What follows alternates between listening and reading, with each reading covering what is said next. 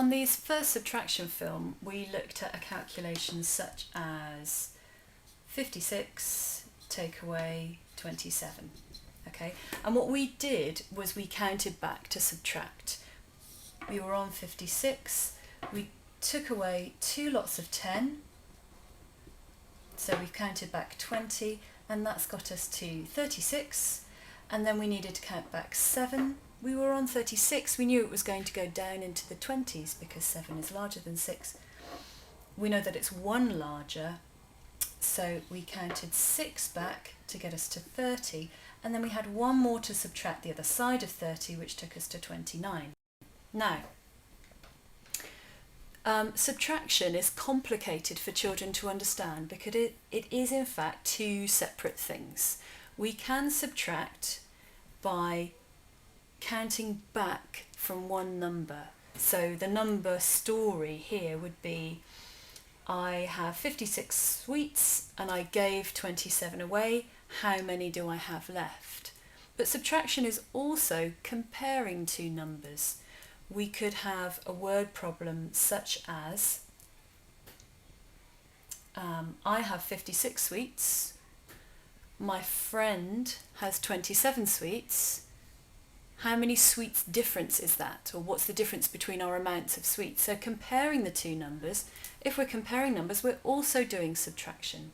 So subtraction is 2 separate things, which is why it can be a complicated one for children to master. So we can always subtract by counting back from the larger number.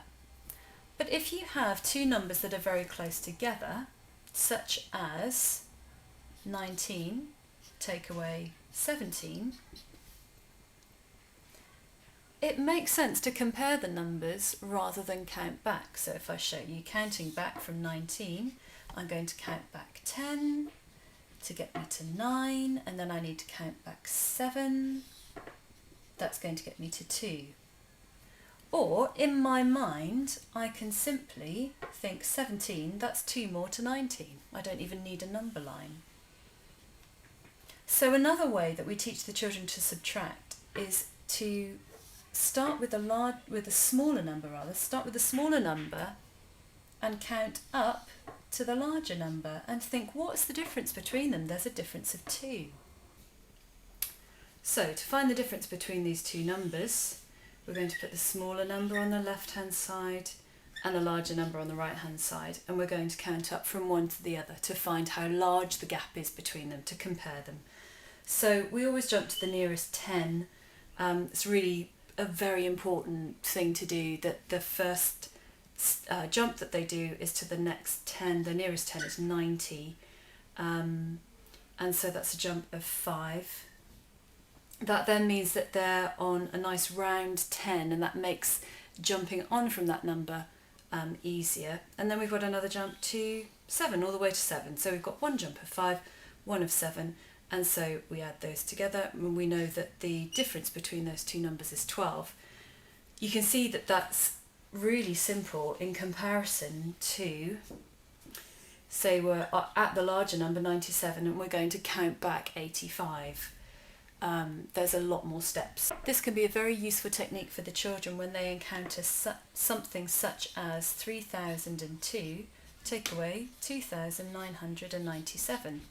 Children will look at that and often think, oh, look at those numbers, they're so huge, there's so much work to do. But if the child thinks to themselves, are the numbers close together? If the numbers are close together, which these are, then we know that we don't have so much work to do. We put the smallest number here and the largest number here, and we're going to find the difference. We're going to compare the 2 numbers. So from 2997, it's a jump of 3 to get to 3000. So we're jumping to the nearest 10 again. And then how far from 3000 to 3002? It's a jump of 2. Add them together, it's only a difference of 5.